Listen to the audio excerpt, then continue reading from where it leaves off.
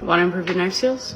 Let's do it. When you're cutting, you want to make sure you have a stable base. My cutting board is just all over the place. So what I'm going to do is get a damp paper towel. So I'll just run it under some water and then wring it out, and then I'll put it underneath my board.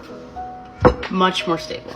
A lot of people are intimidated by the chef's knife, but trust me, you're going to put in far less effort with this kind of knife. Just the weight of it allows you to have a lot more leverage.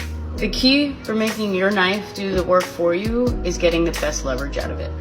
So when you're cutting food, you're going to want to use the back 2 inches of the knife. That's where you're going to have the most leverage. You're going to want to have the tip of the knife on the board, and you're going to want to rock forward.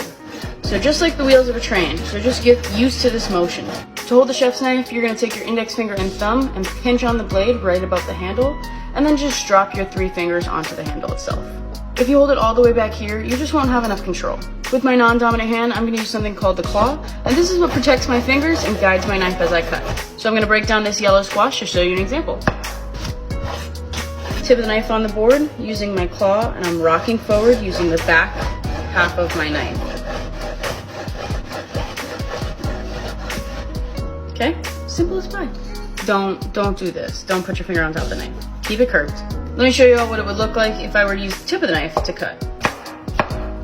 I am putting so much more force onto this yellow squash, and I don't need to be.